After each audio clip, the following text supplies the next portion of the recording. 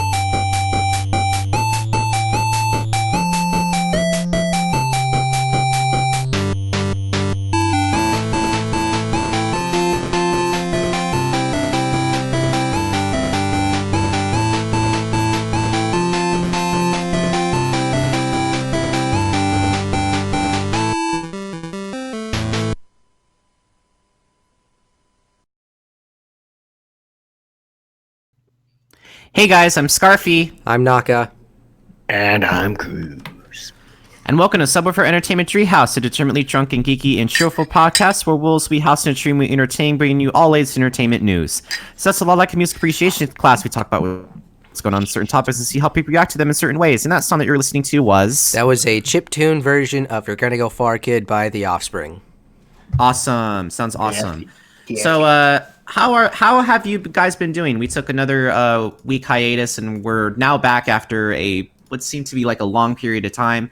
I was looking at, I had something interesting happen to me these past couple days, and which is kind of funny because now would be a good time to bring up our donations. We have donations, don't we, Naka? Yeah. Well, first things first, if you want to support us in Streamlabs, you can. It's not required, but you can. S.E.T has been brought to you by Streamlabs. We are a non-profit podcast, but we use this as our go-to for making more episodes and help them be bigger and better than ever before by purchasing equipment or other visual means. Please don't feel obligated. We are not asking for money to pay the rent, but if you have the heart to donate, it is greatly appreciated. So, 9 days ago, as of live streaming this, so it'll probably be, 11, 12, 13 before we get to the thing. But Kyle donated $200 US. Sweet. With the now I need to go ahead. With the caption, "Cheers to you, awesome wolves." Oh, that's awesome. That's awesome of him to do. So I wanted to let you know. First things first, I did change some things around. Donations, the GIF has changed. Okay. So it's not from one NASCAR to a different thing, and then for our subscriber thing, it is my friend Mr. Arrow HD spinning in a chair. Sweet. But all right. Anyway, I'm watching it now. I do wanted to say that I actually pulled in some of the donation money, and I actually bought myself for the show and of course for real life. I bought a Bose headset. So, and it's in the mail right now. It's coming in the mail, and I can't wait to try it on. And I'm so excited. It was supposed to be here by Saturday, but it never arrived, despite Carlsbad literally being like 3 hours before me. Like I can literally travel there if I had a car and be there in about 3 hours. But whatever, I got it done. Do you even have your driver's license? I don't drive a car. Do you have your driver's license? No. There's no point in me owning a driver's license if I can't even drive a car and if I don't even have a car to drive in. How do you don't own a driver's license? One, it's actually a great piece of ID. I know. Then why don't you have one? I don't know how it costs. Because there's no point in me having one if I don't have a car that I myself own. So you don't have to pay licensing or fees on it, at least not in Washington State. It's just a one-time payment. Well, I understand it's a one-time payment, but it's just it's not feasible, and cars are expensive. I can't afford them. They are expensive to own and maintain. Yes, true. Plus, if you go to Canada like me, your driver's license is your primary ID, and in some places they check a second ID. So if you have your school ID with you.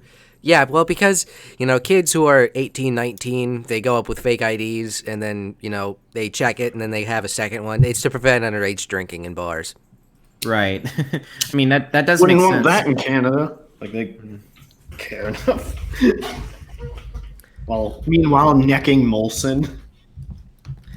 But, just one of those things where it's like, I wonder if I'll ever get to the point where I make thousands of dollars to make my own car, since my mom can't really afford a car for me. But And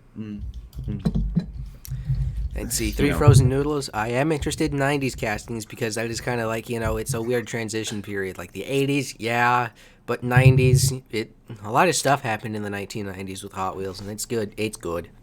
Yeah. Yep. Anyway, I do have one thing that I do want to discuss about before we get into our regular agenda. The Oscars happened, didn't it? Yes, they did. Those were last week. Yeah, and I believe you watched some of them on and off, right? Yes. Even though you couldn't really take the political banter, I understand. Nope, can't do it. Yeah, no, fuck that shit. Yeah. Anyway. So as you guys know, the 91st Academy Awards happened last Sunday, despite its lack of a host and its recent controversy of airing some of the Oscars during the commercials breaks. A lot of variety was to be had, including some awards that outright surprised us. So while we won't have visuals for all the winners, and we won't be posting all the that is the text in bold, save the movies that won multiple awards, we will at the very least have a visual for Best Animated Feature and Best Picture. So movies that won multiple awards being the ones that have more than one award tagged with them? Yes. Good, okay. Yeah, and for the record, if you want to check out the rest of the Oscar winners yourself, you can just go on the on the link, and you can check the Oscars for a better close-up. But anyway, with that being said, Naka, why don't you? Why don't you help me out here, Naka, Cruz? Why don't you go? Give me just a quick second. I need to double check. Okay, never mind. Okay, we're good. All right, why don't you go ahead? So for Best Visual Effects, First Man. Best makeup and hairstyling goes to Vice. I was really surprised that movie, won, because won that, and that was the only one it ever did win, because no one ever, I didn't see that movie. That was the only Best Picture film. That was only nod I saw. So really surprised about that. But hey, Best Adapted Screenplay. It's probably for what they did with Christian Bale. Yeah. Best Adapted Screenplay, Black Klansman. Okay, me and Cruz rather actually saw this movie, and we were laughing so hard. I'm not even gonna lie. My only thing with this is just you're free to say the bit at the end, but it's it just felt kind of like overkill, and it's just you don't stick that at the end of the movie. But the whole movie it was pretty damn funny. Okay. All right, so why don't you go ahead and continue, Naka? Best live action short film for Skin. For best documentary, short subject, period, end of sentence. And finally, for best film editing, sound mixing, and best actor, Bohemian Rhapsody. Wow, I can't believe this movie won that many awards. Did you see this movie, Naka? No. Oh. Me and Cruz saw it, and we were actually really surprised. Rami Malek did a fantastic job playing Freddie Mercury, and I don't know about you, but I hope you do get the chance to see it. It was really well done for what it was worth, despite its minor flaws, and that's really all I can say. I think part of why he won Best Actor was because I heard that like when he was on set as Freddie Mercury, he was Freddie Mercury the whole time, even when they were off camera. Right. That's really actually that's kind of accurate. Wait, that is so cool. So even off camera, he was just portraying sometimes as Freddie He was Mercury. on the set as Freddie Mercury. He was Freddie Mercury. He was not Rami They Malek. really want to get into the role. You mean Rami Malek? Yes. Yeah, right. But anyway, but that's Moving is on that to all Cruise. on your end? Yes. Moving on to Cruise. Best original song, we have "Shallow" from "A Star Is Born." Though for me, the first song, I think "Black Eyes," was the one I liked better. You did see A Star Is Born, and I do remember saying that you liked it. Even though you're not a huge fan of Lady Gaga. I am the opposite of a fan of Gaga, but it did have a little bit of self-awareness when Jackson, as Bradley Cooper's character, had a real what the fuck moment when Lady Gaga did like the huge style change with her song, like pop song, and he's like, "What the fuck was that?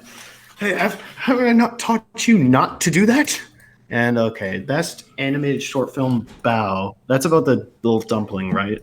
Yes. Right. Yeah. So that I saw that because it played ahead of Incredibles 2. Right. Best documentary feature, Free Solo. Best, I don't know what that is. Free Solo. It's a documentary. Well, yes, but the topic being. Oh, I don't know. Just continue. Best costume design, production design, and original score, Black Panther, which was a which was a fantastic movie. I was really surprised. Yeah, costume design, I could see definitely why it won, because of the sheer variety of outfits people had on, and like the really cool ones were the Mountain Tribe ones with like I want to say like bear teeth, kind of like whatever, almost Viking outfit things. Right. And then the one that I saw last night, finally, was Best Animated Feature Film, Spider-Man Into the Spider-Verse. Wow, just a fantastic movie. I don't know about you guys, but I was really we all saw this movie. Yeah, it was the first time in 13 years if a Pixar Disney movie was nominated, it didn't win. Because like the last time a Disney Pixar movie didn't win was 2011 when Rango won, Really? but there were no Disney Pixar movies nominated for Best Animated Picture. Which is kind of funny, considering that we had like a film like I don't think it was Finding Dory, but it was more so like different. Yeah, I think Zootopia won Best Picture, which was pretty awesome, and I was really happy about that. But the animated was better. Yeah, I mean, it's like, why not go for both? But is that all you have to say regarding that one? There's just a few more for you. All right. All right. Well, all right. Well, for Best Supporting Actress, we have Regina King, If Beale Street Could Talk. I was really unsaddened to see that this movie wasn't nominated for Best Picture, because it totally deserved to be nominated, and it was only nominated for that category. We also have for Best Actress, Olivia Colman from The Favorite. This movie I actually did go see. I actually really enjoyed it. You'd be surprised as to what kind of movie this really is, because damn, does it like really question you about life and whether or not if you should make the choice you make. But hey, that's how it is. For Best Cinematography, Best Foreign Language Film, and Best Director, it is Alfonso Cuarón for Roma. I saw Roma. I really enjoyed it. I was really surprised that it didn't win Best Picture, because that's the next one that I have to announce, and I'm not really looking forward to that. But hey, it is what it is. If it's on Netflix right now, if you haven't, go see it. I just want to warn you, it's in Spanish, but that shouldn't like stop you from going to see it just because it's in a language you can't understand. At least you'll be able to relate to the character that in a different way. And finally, for Best Original Screenplay, Best Supporting Actor, Mahershala Ali, and Best Picture, Green Book. Okay, so here's the funny thing about this movie. I actually saw it on Saturday. That was the day before the Oscars was playing with my grandparents for the first time. And like, I was really surprised it won. And like one of the biggest things that I just like was questioning to myself as to why this movie was winning was just more so like a lot of people on Twitter, and I mean a lot of people on Twitter were questioning the Academy's decision making with this movie. I mean, don't get me wrong, they've made worse decisions in the past, but this is by far one of, if not the absolute worst, if you haven't seen the movie. Yeah, and in addition to them, what was that they flubbed one announcement for Best Picture, I think, was it because it was supposed to be, or like Moonlight was announced, but it wasn't the one that actually won or something. No, Moonlight wasn't announced, and it was supposed to be the one that won. It was La La Land that was announced, which was a little upsetting. Yeah, that's what happened. Yeah. So, Naka did want to go see it, and I'm not too sure if he's going to go see it now, since it's getting a lot of backlash for a film that it's getting a lot of backlash.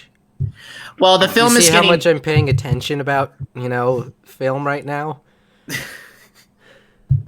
I've got my own shit I need to worry about. Really, like, I mean, if that's what you want to go by, I suppose you can do that. But hey, however, that is it for the Oscars. If you guys want to go check out the Oscar winners, you're more than welcome to. There's not really much going for it. I was just really surprised that Green Book won, if only because it was seen as the most Oscar bait. But hey, it is what it is. So why don't we move on to our regular agenda with music for Cruz. Cruz, go. Well, this artist's name is one letter away from being a product from a company known as Bad Dragon. It's Dido, still on my mind. Well, that's not those aren't the only products they sell, but I digress. Yeah. Is it Dido? Well, yeah, I know, because don't get into it. Don't get into it. No. Yeah, this video it's not on YouTube. It's on Rooster Teeth's site, but they used the viscous stuff and a moon ball, and it gets everywhere. All right, another English artist. Oh, that sounds like hell. Paul, like they couldn't hold it. They couldn't hold anything. I forgot to edit this out, but an English artist, Dido, will be releasing. I think it's pronounced Dido. But continue. Dido, which consists of, judging from the linked title track, of more that light, relaxed pop. The shit that's not. It's not annoying, because the stuff that tends to be annoying is the stuff like Thank You Next, or fucking anything from like Cardi B or whatever bullshit. Like that tends to be more annoying. It's just like it seems like it's just trying too hard. It's all disingenuous and bullshit.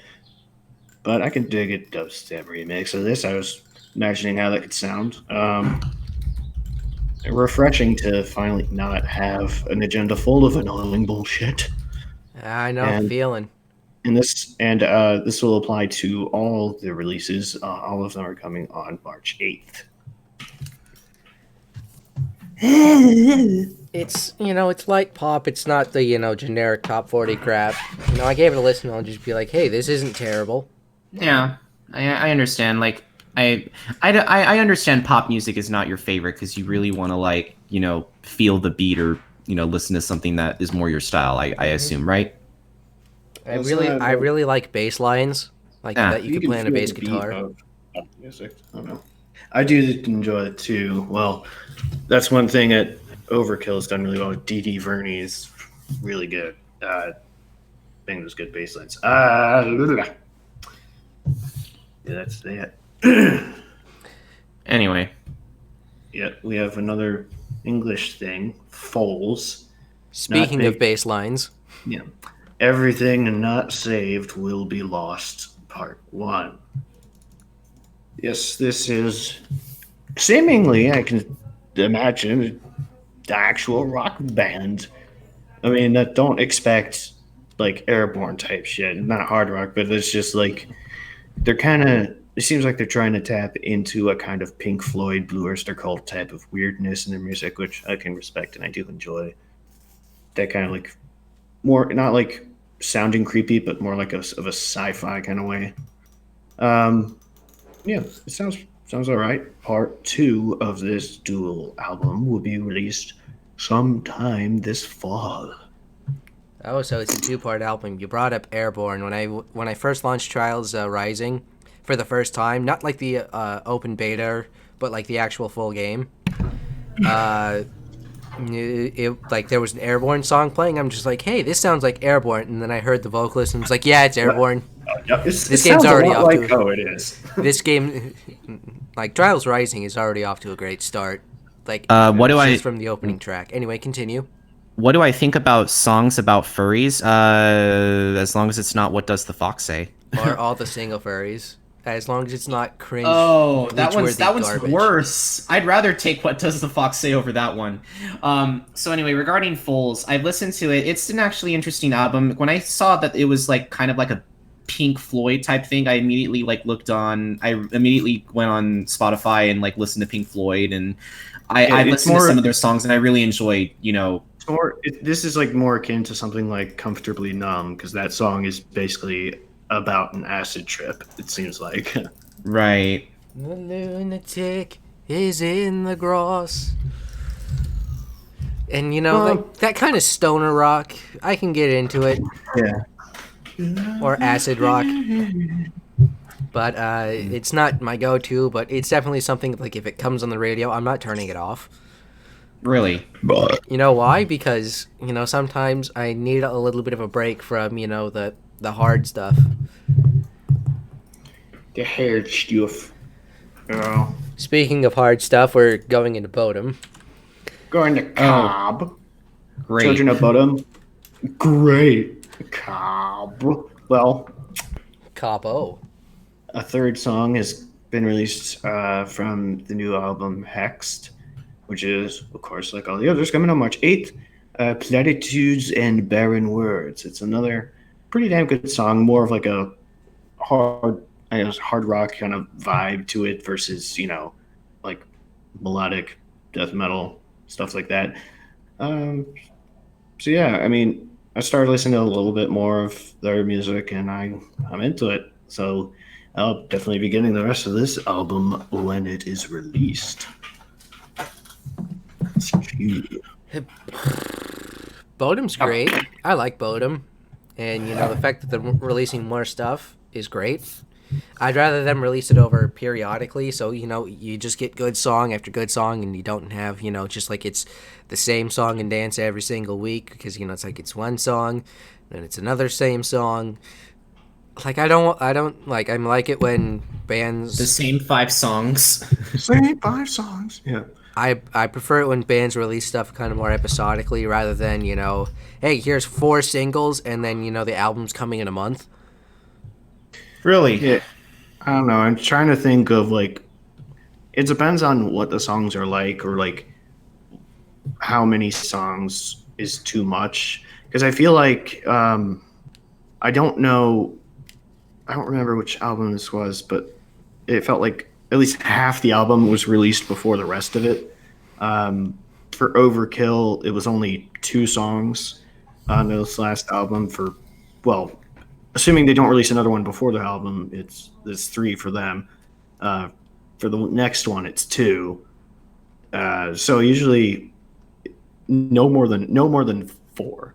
Like 4 is probably the maximum that you can really get away with without like just sort of like giving away too much, I guess. Right. I mean, it's not, you still want to hear the new music, but like, you don't want to, I don't know. It's weird, like with timing. Like if you want to listen to it like mostly in one sitting, I guess. Oh, or actually have a taste of it. Yeah, that's that. All right, let's take a turn down to hell. Oh Lord. Puns, more music jokes. Yeah. Also, I feel like I'm getting a bit sick because I actually do have a bit of a sore throat. My nose is a little congested, so apologies. That's fine. Take all the time you need. Wonderful. Go. Because the sooner the sooner we're done with this, the sooner I can, get cough drops and shit. Yeah. Nice. Since no other songs have been released since Sunset Shore, which I announced was filmed partially in Hungary and I think Slovenia also. Slovenia or Slovakia, one of them. I can't remember. Tyr. Yep, Tyr. The god of it's like god of justice and war, stuff like that. I linked Fire and Flame again so you can hear that insane melodic key change solo. This solo is really good. Yeah, I've mostly been listening only to one album, Valkyria, with a few other songs here and there because they already have plenty of albums released. So I don't know. I'll have to get to them eventually, but I will after this one. That is because so far it sounds really promising. Right. And yeah, that's coming on March 8th, as per usual with the rest of them. Everything's coming on March 8th, isn't it?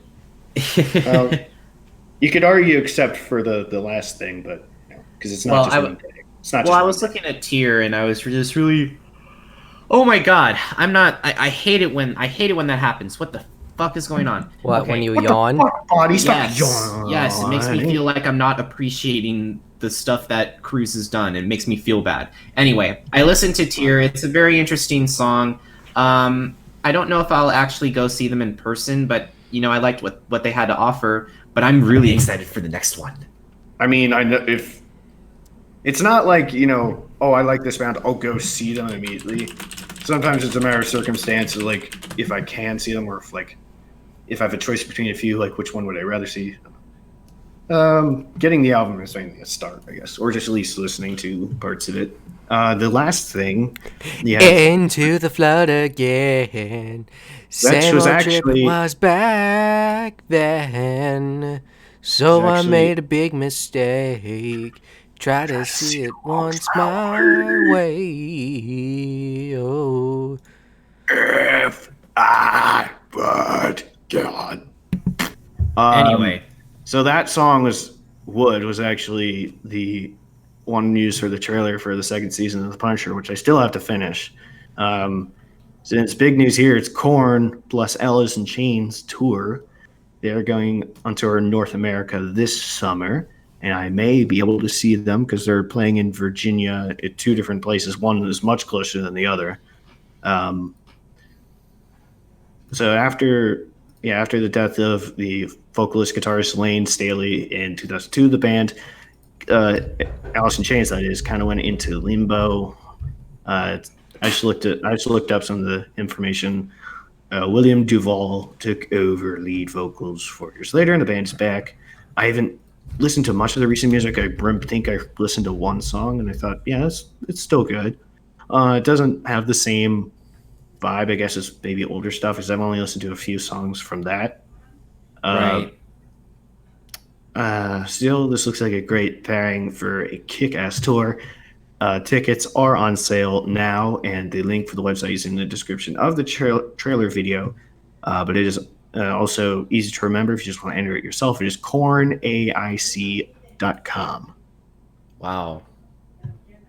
Yeah. So are you definitely thinking about going to see them in person again? I haven't seen them before, but I'd love to.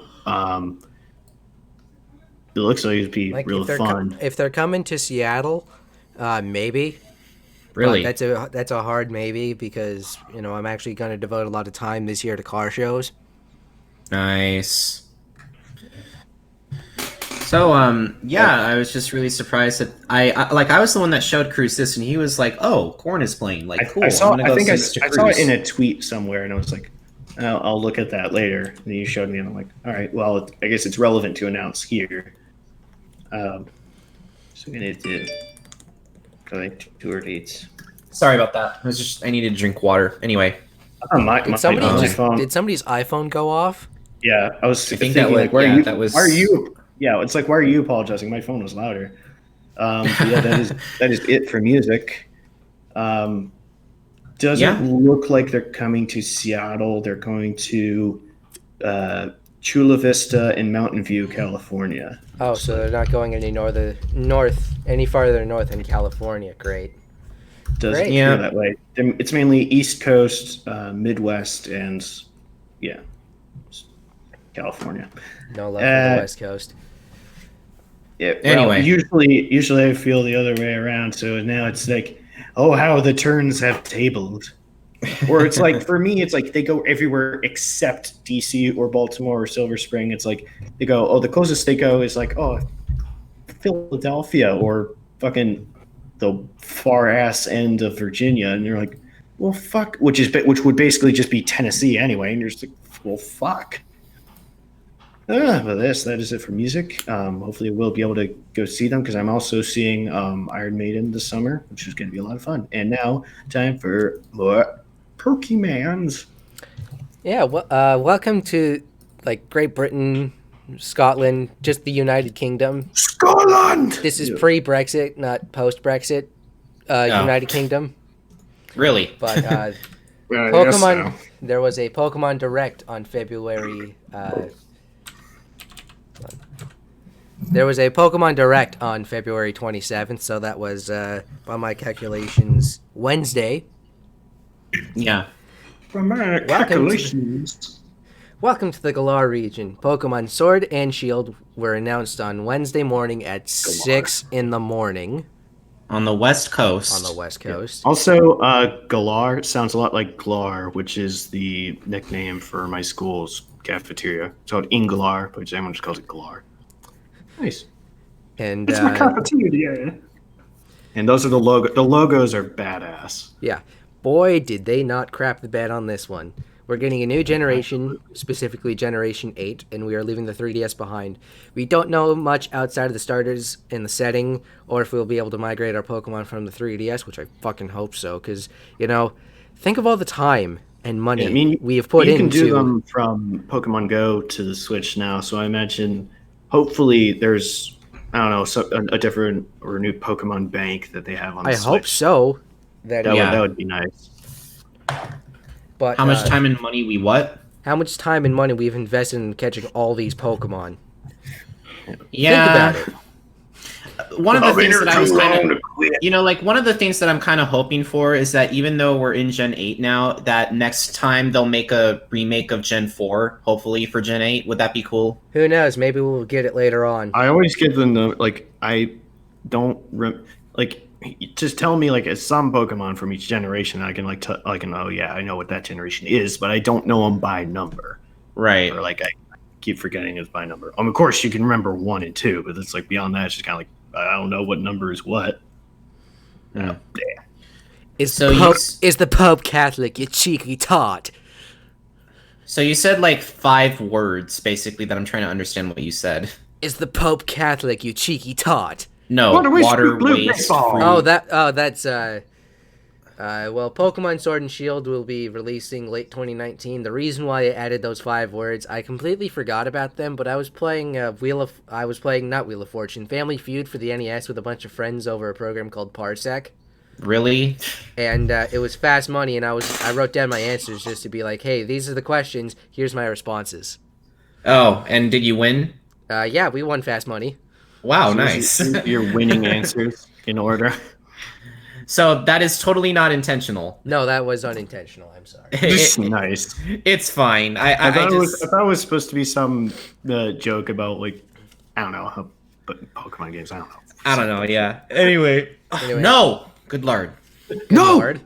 It's no. It's bad.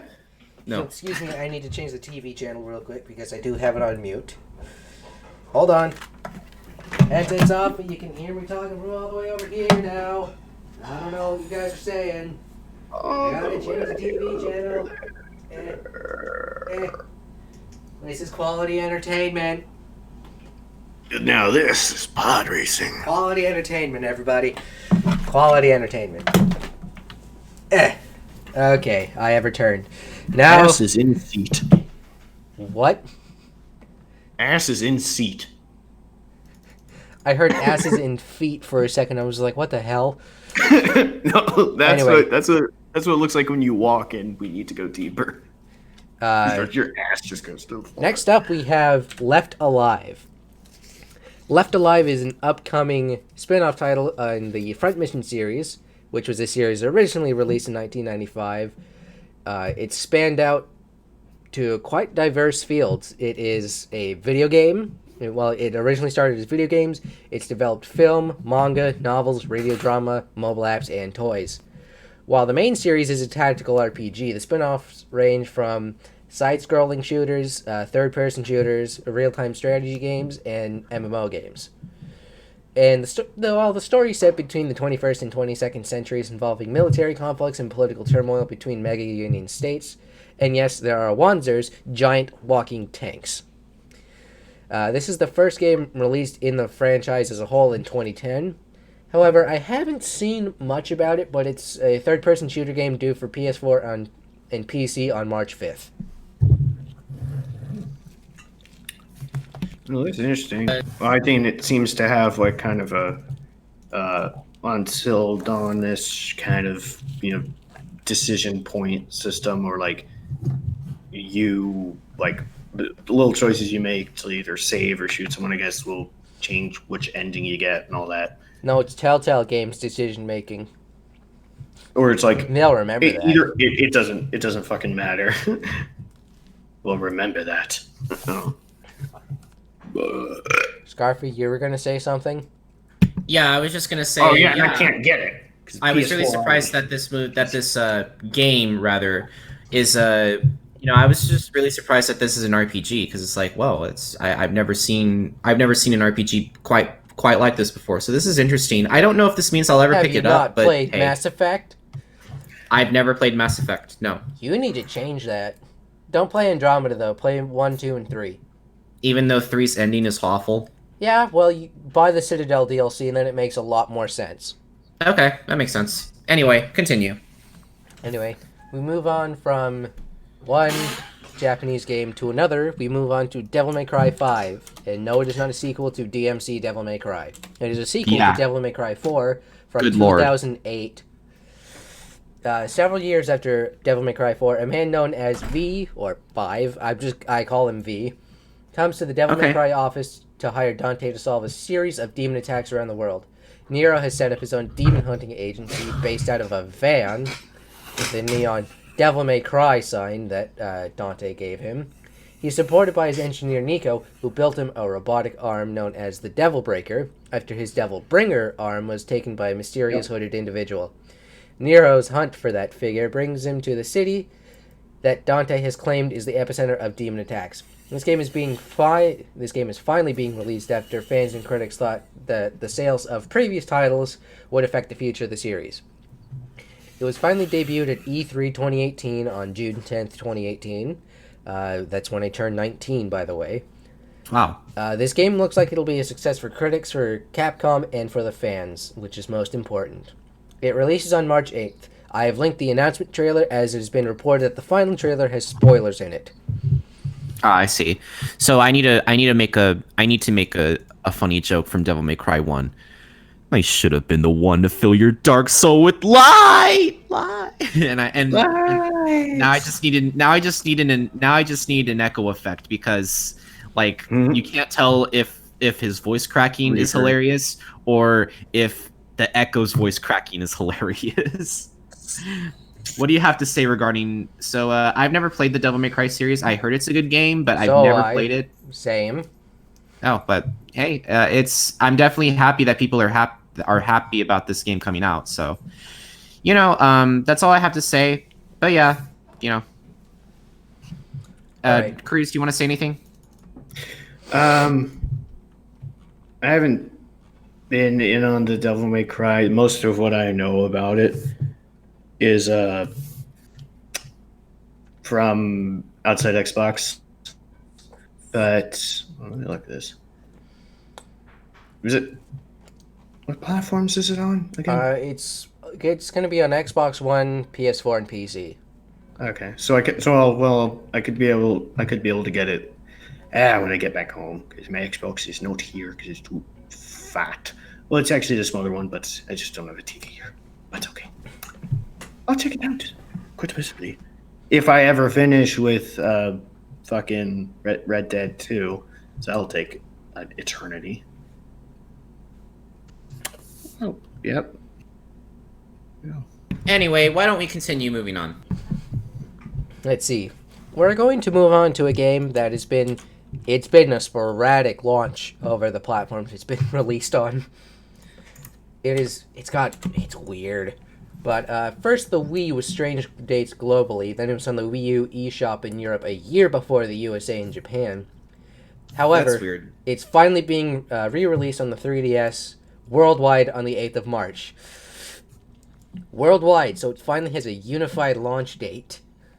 This isn't just a re-release, however. This is a, quote, remaster with features not seen in the previous versions. The graphics are scaled down because, hey, it's the 3DS. But other than that, it's got The title is... It's got some more features that aren't present in regular Kirby's Epic Yarn. That's why it's called Extra Epic Yarn, because there's more Sweet. shit. While Kirby cannot swallow anything in this world, he can transform into different yarn-based objects, such as a car for sprinting, a parachute for slow descents, and a submarine for water travel. There are several collectibles, and you'll get rankings depending on your collectibles and how many beads you collect. There are no lives or health to make the game more accessible, but you'll lose beads after getting hit or falling into pits. Beads can be used for things like buying Kirby furniture for his apartment and more music tracks. Collect hidden patches in the levels to get bonus levels. The 3DS version will feature more abilities, a new devilish mode, and more mini-games. If you never got the chance to play the original version, it's releasing on the 3DS on March 8th, like pretty much everything, except for Left Alive. And I gotta say, I know Kirby's Epic Yarn is a good game. The first time I played it, though, I nearly fell asleep. And it wasn't because it was like 2:30 in the morning. It was like 4 in the afternoon, and it was just Really, I'm really surprised you said it. I'm really surprised you say that because a lot of people said, "Oh, this game sucks if you can't die in it." Like I understand it seems easy going and easy like doing, but at the same time, it's like, but this is so cool though. It's so relaxing. I mean, like it's better than other people saying it's not a real Kirby game if you don't like the main series and if you don't like the original Kirby formula versus somebody who wants to play all of them. I mean, see, that's just how logic works, but it's not really how logic works, See, now, the logic of you can't technically run out of lives in this game, you can't die. The SpongeBob Battle for Bikini Bottom and SpongeBob the Movie games, while, yes, they do have a checkpoint system, some of the platforming sections and action sections can be pretty long, so dying actually does have consequences, not like this game. You do get penalized for messing up. I mean, they take you to a certain segment in the level that you have to complete again. Or you have to restart the action sequence or something like that. So there's actual, you need some skill to not, have everything reset. Right. With this one, you just lose some money so you can't buy a lamp for your apartment. Lamp. Oh, some shit is going down at the Caps game right now. Again, like I said, I'm not too into it, but I at least know it's a good game. Also, well, I mean, the fact is that the Game Grumps pretty much spent an entire episode running off anti-jokes while playing Kirby's Epic Yarn. That kind of shows you that, you don't really need to be too invested in the game. No, I definitely understand that. It's just one of those. It's one of those things where you just play and relax, but games are all about relaxing. But hey. It's how things are, so that's all I have to say about it. But yeah. Anyway, is there anything you want to say regarding this game, rather, Cruz? I know you like Kirby, so. See, now I like how you almost said movie there because all you really want to focus about is your movies. I stopped myself though. No, but I could hear it. I know. But I stopped myself. Anyway. Cruz, do you have anything to say about Kirby's Extra Epic Yarn? Yarn. Like how much of a question that was. So, I don't know. I mean, I have nothing else to do on the 3DS, really, so I might as well. I mean, the last Kirby game on the DS I played was Canvas Curse, I believe. I never played the original Epic Yarn, so I will try it out. This is, I guess, Nintendo being like, it's not dead. It's on its way there. Yeah. Well, Anyway, this is technically the last first party Nintendo game being confirmed for the 3DS. You know, there's still time for it. It's still on life support. Yeah. But speaking of Nintendo, man, this has been a Nintendo themed agenda. really, News Nintendo. broke last week that Reggie Fils-Aime Bowser. will be retiring. aww. Nintendo of America's president will be retiring on April 15th, 2019. Reggie Fils-Aime has had a long run with Nintendo of America and stuck with them through thick and thin. The hype and success of the Wii, DS, and Switch, even through less successful days of the Wii U. My body is ready for when he debuted the Wii Balance Board, was a phrase coined by Reggie at E3 2007. Reggie was kind of a memester at Nintendo and always appreciated fan interactions, as well as being the first CEO of Nintendo of America that was not Japanese. He was able to connect gamers of young and old, and was more than happy to support fan creations, be involved in skits, and just be a great person. He was on Robot Chicken, playing himself. He voiced himself in Robot Chicken skits. Yeah, and how much do you want to bet that that line was totally put in, and they just kept him from putting that line in there? I don't know, man. I don't know. But it was on February 21st, 2019 that he will be retiring as the company's president and COO effective on this year's tax day in North America. Doug Bowser will be his replacement. Yes, as it turns out, Bowser's first name is actually Doug. Scarfy thinks that Reggie was the main reason that we never got Mother 3 in the US, but I digress. However, by the time Doug is done and there's no Mother 3, then we'll talk. I wouldn't say out with the old, in with the new, but Reggie is handing things off to an experienced veteran who knows what he's doing. Here's to a bright future, Mr. Bowser, and hopefully we get an F-Zero game soon. Come on, make a Bowser joke. Make a Daddy Bowser joke. No, you can do that. I don't Make a care. Bowsette joke. I don't know. No, that's even worse. Bowsette. No, but really, Bowsette is- Reggie Fils-Aime's retirement is kind of interesting. I was honestly hoping that he would retire soon, but that's just personally me because he was with the company for that long, and I'm just like, when is he going to pass it up to someone else? I mean, I understand he's getting into that age, but come on now, like, what's going on? But hey, it is what it is, and yeah, that's really all I have to say. So, good luck, Doug Bowser. Hope you actually take the time to make Nintendo a good place and hopefully release Mother 3 if you ever get the chance to. But, I just hope that it works out. So that's all I have to say. So hopefully, yeah, Doug Bowser, everyone. Yes. Doug Bowser. Yep, Bowser is officially taken over. Now, every Nintendo. time I play Mario games and I fight Bowser now, I'm just be like, oh, hi, Doug. How are you doing today? Really? It's like Mario you're gonna do versus that. Doug. It's like you retro. What was As it? long as it's Retconned. not He Doug retconned from all the games. He retconned all the games so that he's in all of them. I'm really tempted to sing that one song, if you know what song I'm talking about. How about not don't, sure. and we can move on to your movies. I I said no. Okay, are you not a... Do you hate that song? We have a show to do right now. All right, let's move on. All right, so yes, it is me with movies now. We're going to be taking a look at the week ahead.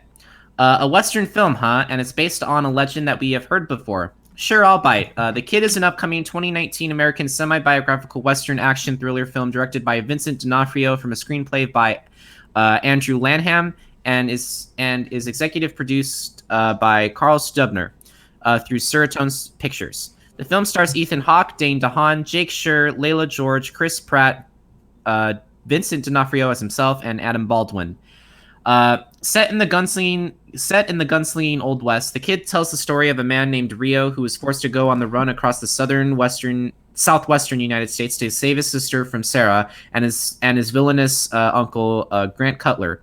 Along the way, he encounters Sheriff Pat Garrett on the hunt for the infamous outlaw Billy the Kid. I like Ultimate- pie. Pie. No, I'm kidding. Ultimately, Rio must choose which type of man he is going to become, the outlaw of the man of valor, and will use the self-realization in the final act to save his sister. So the first thing that caught my eye immediately is the film is directed by Vincent D'Onofrio. And if you don't know who that is that D'Onofrio his best known role was playing Private Leonard Gomer Pyle Lawrence from Full Metal Jacket. I need to stop you there. Did your parents have any Did your parents have any children that survived? Sir, yes, sir. I bet they regret that. I bet they're. What the fuck is that? You really liked that movie, don't you? The fact that Arlie Ermy actually improv'd a lot of what he said in that movie. And then Stanley Kubrick allowed all of that. Yes. That is amazing. And he's also a walk-on too. Yeah, anyway. Great. Granted, this isn't the first film that he directed, but I find it interesting that he's directing something along this level. Sadly, I don't know if this means I'll go see it, since him directing isn't enough for me. But at the same time, the film does look interesting, if a bit usual, which is something that we know does exist. I'm sure how well this movie will do, but the poster does look colorful. It does look interesting, but I do want it to be good. In conclusion, the film will be released March 8th. That's all I have to say regarding The Kid. I don't really have much else to say other than I hope it's a good movie, but I like Westerns with Billy the Kid, and also I interrupted you with Grim Adventures of Billy and Mandy from puddle jumping, when he's getting turned into pie, and he's just like, I like pie, pie, pie, pie, pie, pie, pie, pie. You actually liked Billy and Mandy? Yes. Why? That show was so annoying. I don't remember a lot of it, but Billy was so stupid. That's the point. That's the point. Yeah. It was just stupid. I like pie, I like pie, I like pie, yay! Pie, pie, pie, pie, pie, pie, pie, pie, pie, pie, pie. Yeah, it was stupid that I can barely remember any of it, but it's like, what I do remember is that one thing about Tangelos. I'll take the chicken. Destroy us all. Oh, yeah, like the chicken flavored bubble gum, and like, I think Mandy smacks him with it, and like the bubble comes out the other side of his head. Right. But anyway, I like Western movies, and if it doesn't have The Ecstasy of Gold by Ennio Morricone, this movie will get a 0 out of 1. I don't really think Ennio Morricone composes anymore. He's kind of old now, don't you think? Yes, but it needs The Ecstasy of Gold to be a certified Western. Then it will be perfect. It will be a 1 out of 1. Naka. It's either also every Metallica concert needs that. That's not how music works. I'm sorry. That is how music works. Not for westerns. That is every western has a different score. Yeah, it's an iconic Western song. Anyway, that's how westerns work. That's how Western work. Yeah, Ennio Morricone is like level 100 boss. I think it looks fairly good. If nothing else, than Dane DeHaan's role, or part in the trailer. Take one more step and it'll be your last. Oh, that's really good. Why don't we move on to our biggest trailer of the night? Actually, hold on. Before you go on, we've actually done some bullshitting around in this episode. We've only been going for less than an hour on our main show. This is going to be a short one, guys. Really? Yeah. Well, that's an interesting thing to say. Which means I'll have time to watch the NASCAR race. Oh, you're excited about that, aren't you? Yes, because today is actually the debut of the new today is the full debut of the new 2019 package, and it's going to be a big day. So, I didn't want to have you upset. It's like, oh, why are you? It's like, oh, well, all you care about is NASCAR. Well, yeah, this season's actually kind of important for the future of NASCAR. So, right. Let's hurry up. I'm trying not to interrupt right now. Okay. I've got about 20-30 minutes before they actually go green. Well, guys, this is it. The big one. One of the ones that we've been waiting for surprisingly forever since its announcement. Yet I'm intrigued as to why. It's time to look at Marvel's latest film, Captain Marvel, a 2019 American superhero film based off the comic book of the same name, produced by Marvel Studios and distributed by Walt Disney Studios Motion Pictures. It is the 21st film in the Marvel Cinematic Universe, that is the MCU. The film is written and directed by Anna Bodom and Ryan Fleck, with Geneva Robertson Dorette and Jack Schaefer also contributing to the screenplay. Brie Larson stars as the title character alongside Samuel L. Jackson, Ben Mendelsohn, Jimon Honso, Lee Pace, Lashana Lynch, Gemma Chan, Annette Bening, Clark Gregg, and Jude Law. The film has also broken a similar history to DC's Wonder Woman, becoming the first female-led superhero film to ever be released in the MCU, and will sadly be the first technically Disney motion picture distributed not to stream on Netflix. But Oops. let's not talk about that. Let's talk about the plot. Set chronologically before the times of Iron Man in 1995, Captain Marvel follows Carol Danvers, a former U.S. Air Force fighter pilot, as she turns out into one of the galaxy's mightiest heroes and joins Star Force, an elite Kree military team, before returning home with questions about her past and identity when Earth is caught in the center of a galactic conflict between two alien worlds, a battle between the Krees and the Skrulls, where the Krees must band with humans on Earth to destroy their enemy. Carol meets up with 90s Nick Fury to see exactly what must be obtained in order to make sure innocent lives aren't destroyed. So, interesting thing about this movie, it is the second most anticipated movie in 2019 with how many tickets it has sold. I don't know how it was able to get to that point, but people must be really excited about this movie for many speculations. The two obvious being either comic book fans or they really want to know who Captain Marvel how Captain Marvel connects to Avengers Infinity War, which I will not dare spoil. Nope. Honestly, while looking at the trailer, I'll probably go watch it, but as I'm looking at this movie, I'm just scratching my head and I'm just like wondering what is it that I'm missing that I'm not able to see what other people see. The second sometimes it's not really what you're missing, but I mean, sometimes you can understand it. I mean, I guess it's kind of the same explanation as you mentioned, like Wonder Woman. Like being female led is like one of the topic things about it. Right. It's also, well, for Marvel specifically, it's more of a big turning point with regards to, like, it was a big, well, it's integral to how things are going to turn out. She might be it is expected, I guess, to be the one who turns the tide against Thanos and all of that. It makes sense. So it's, I don't know. But seriously, the second most anticipated movie of the year. I mean, I'm not exactly sure what it is that people are excited about, but I won't pretend like I don't. The film visually looks great, and I'm more than enough excited to see what it has to offer. The film releases on March 8th. I just wish I could understand why people are excited about this movie. So, Naka, what do you have to say regarding to this movie? Because, you liked Avengers Infinity War, and I'm pretty sure you would go out of your way to see this one. Well, it gives backstory for a character that isn't on one of the TV shows, because there's about 60 million hours worth of TV shows you need to watch. Yeah, you're telling me. But, I'm talking just about, like, Marvel stuff. I'm not talking about, like, other shows, but I will go see this because Captain Marvel, like, regardless of, the main actress's political views and how, there's some weird politics behind it that I'm not going to go into because we don't talk about politics on this show. We don't talk about politics, religion, and Teen Titans Go. I mean, that's like the third. That's like the three things we don't talk about: religion, politics, and Santa Claus. But no, I do agree with what you're saying. I definitely do want to go see this movie. The politics aside, because, well, Captain Marvel is obviously going to have a big part in Endgame. Right. Yeah. And, before we find out, and there's, like, this character is just introduced out of thin air, like, we don't know the backstory or anything, and then we get the backstory, and then it works. I mean, it does work. I mean, I am seeing what it has to offer, so I can't really say it's failing when it's trying to do its best. But yes, I do agree with what you're trying to say. Yeah, that's really all I have to say regarding this movie. Do you want me to move on? But that's all I have to say regarding attractions.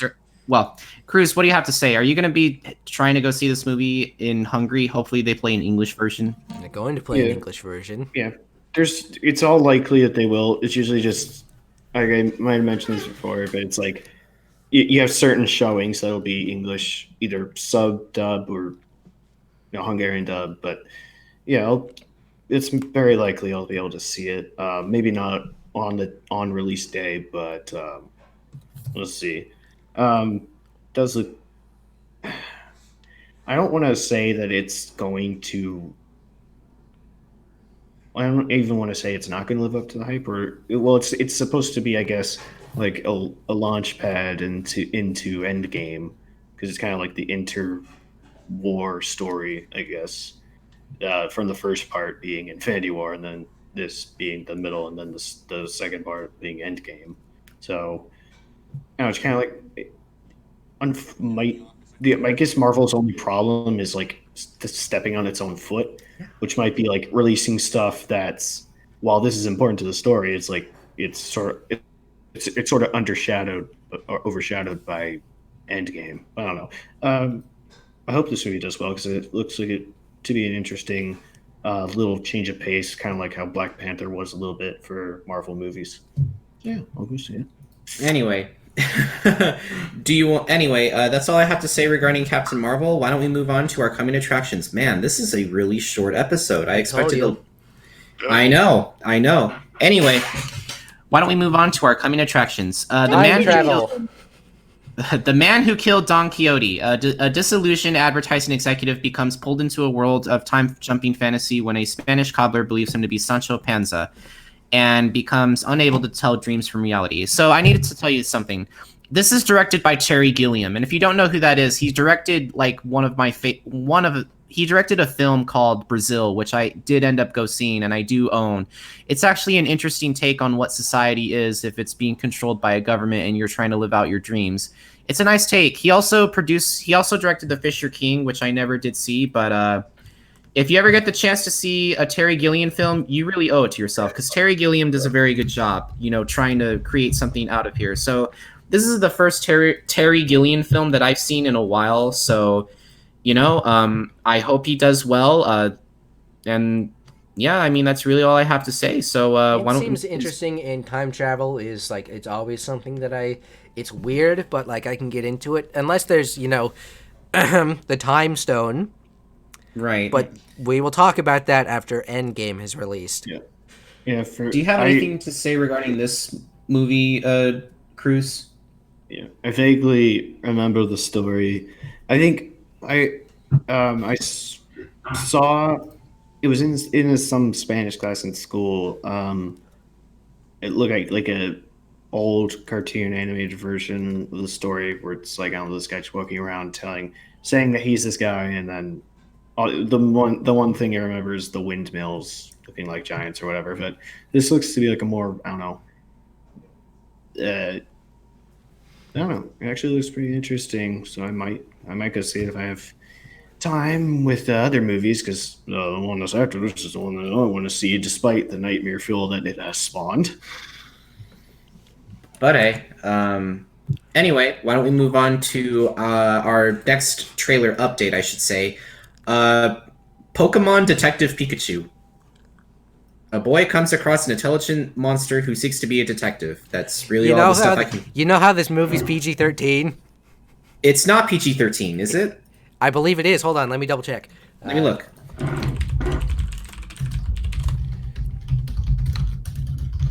We're in a race to check it first. It's just like, and all you hear is this rumbling. Fuck. Okay. Okay. At least I believe it's PG-13. Shit. Okay. I don't think a rating was given to it yet. Yeah, I don't think a rating was given to it. I thought it was. I thought it was confirmed PG-13. Really? I'm looking and I can't seem to find it. So I'm like, let me take a look. 1 second. Yeah, it hasn't been announced yet. But they are considering giving it a PG-13 rating, which means Good. if it does, we have a chance for Pikachu to come in. Even though it's like, how like the main actor who can actually hear Pikachu, say Pikachu is just interrogating somebody and like the kid doesn't walk in yet and he's like Pikachu. It's like he stubs his toe or something on like a bar stool, and it switches. And then it just switches to, you just hear Ryan Reynolds drop "fuck" in Pikachu. You really want that to be a theme, don't you? Yes. I mean, he says hell in... very least, I want to Let's see. With that. This is a Polygon article. Towards the end of the movie's latest trailer, Cage Pikachu barks at his sidekick Tim, "Get me the hell out of here." So really? Yeah. Wow. He's just You're waiting for it to happen. Yes. You really are waiting for it to happen. And because it's Ryan Reynolds and not some other actor, you could just put Deadpool lines over Pikachu when the movie comes out to You're really DVD. excited for this, aren't Yeah, you? well, it's Detective Pikachu for one, And it's voiced by Ryan Reynolds. and it's Ryan Reynolds for two. Right. If there is a lack of F-bombs, then like you said, people can probably edit that in or like just make parody videos. They probably will. At least I would hope they do. Right. That'll be fun. But you do want to go see this movie, don't you? Yes. Anyway, so why don't we move on to our next trailer? Little. A woman receives the chance to relive the life of her younger self at a point in her life when the pressures of adulthood come too much for her to bear. Oh boy, Parenthood. That thing I never want to experience. I feel like I've seen a movie with this exact same kind of plot. What was it? Oh yeah, 17 again. Oh, you're kidding, right? Where the guy becomes Zac Efron. I don't know. It's like same concept, except he doesn't go as far back in his life. Do you want to see this movie, Naka? Sort of, but again, it's about parenthood, which is something that I don't want to get into. Okay. Because I don't want children. All right, so why don't we move on to our next trailer? Stockholm Syndrome. No. Yep. The strange story of the infamous 1973 hostage crisis in Stockholm. Yes. The dreaded disorder where it got its name from. Oh, you mean the Storg robbery? I would like to say that. Well, yeah, technically, yeah, but yeah, it was.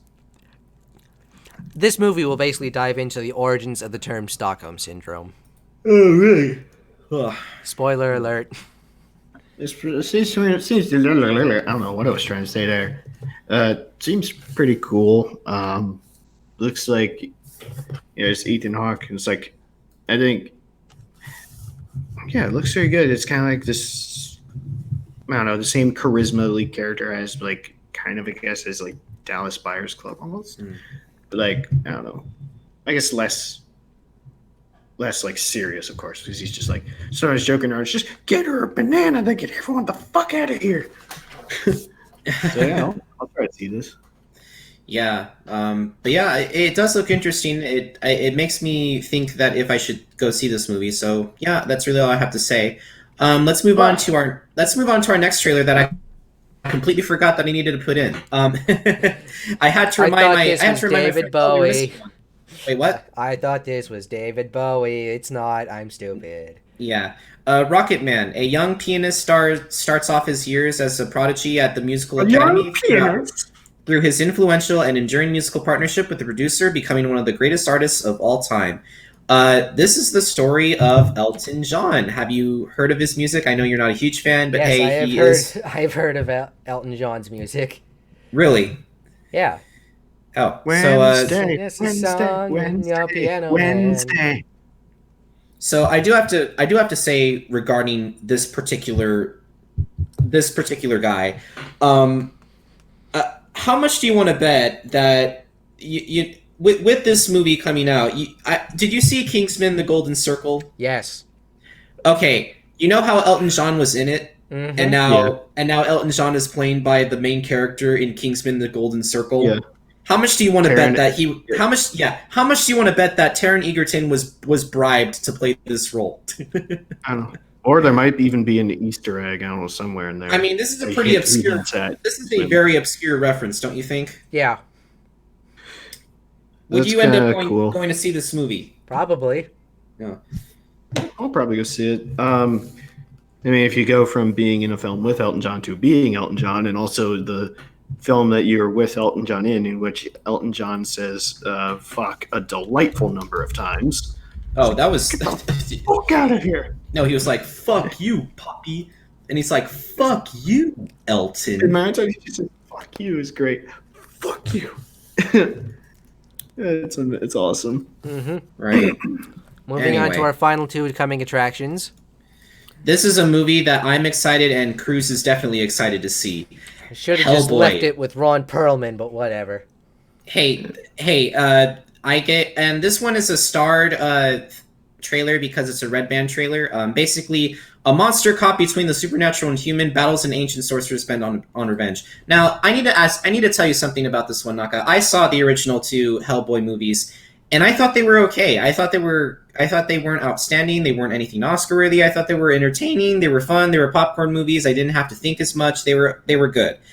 This one, I think, is almost as if you don't like not thinking, do you? That has nothing to do with it. I do. It's just I wasn't as entertained as I thought I would be. Like, I love Guillermo del Toro, and I thought he was a great director for the film, but... I'm still going to give this film a shot, but I still prefer Ron Perlman, mainly because I can go into Payday 2 and have him, and I can rob a bank with him.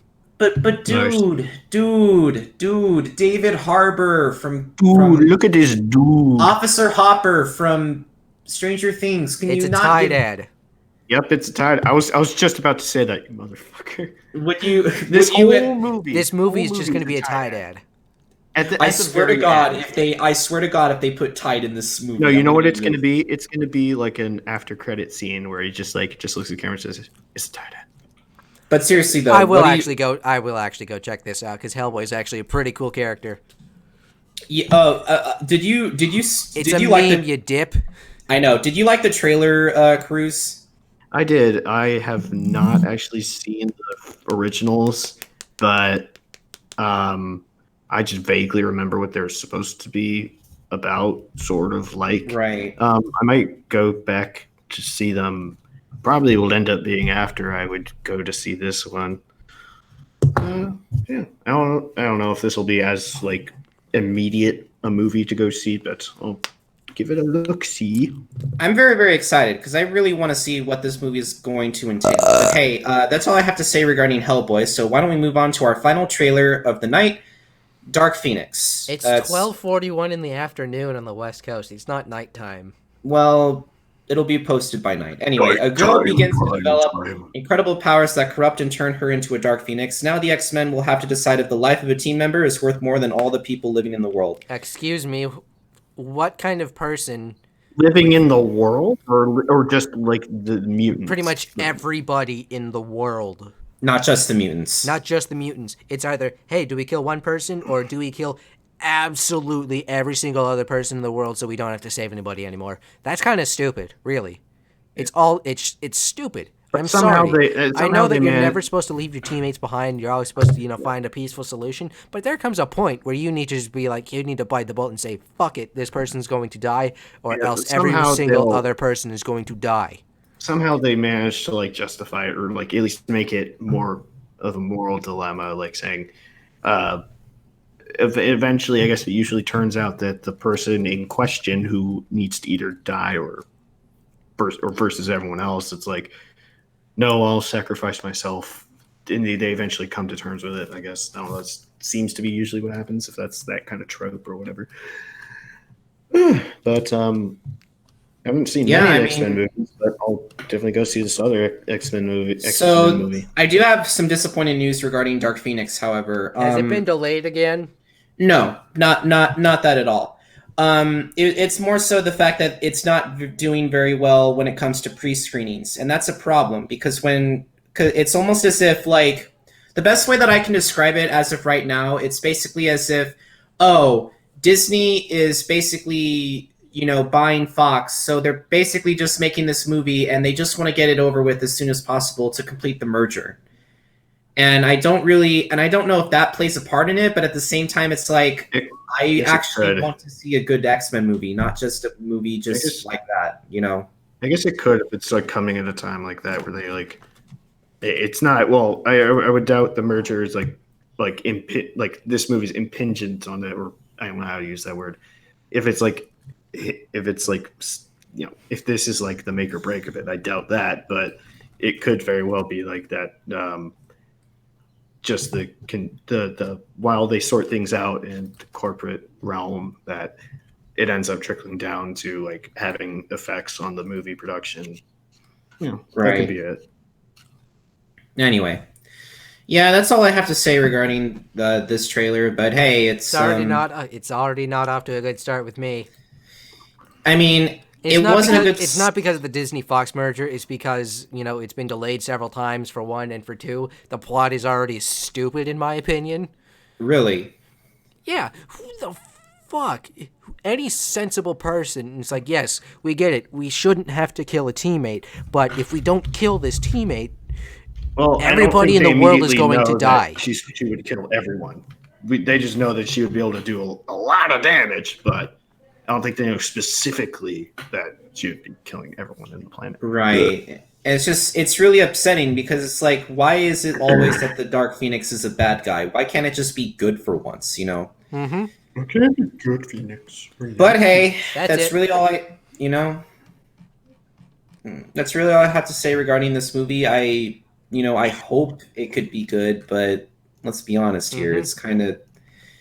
The funny thing about this movie is that it's written by the guy who wrote X-Men 3, which is also... No. Oh, no. This is actually a good thing, because this is the original story that the writer wanted to tell, and now he's directing it. But now that we're hearing that it has something to do with the screenings and they're not being very well, it's kind of not good, and, Well, that's it for our show today. That is for our show today. If you would like to support us on Streamlabs, you can. You're not required to, but, even just being here is good enough as it is. Well, good enough, I mean, like, we really appreciate you just hanging out. So you want to know something funny? What? We went through this entire show without making one 69 joke. Motherfucker! Yep. Nice. Yeah. Oh, you're... damn it!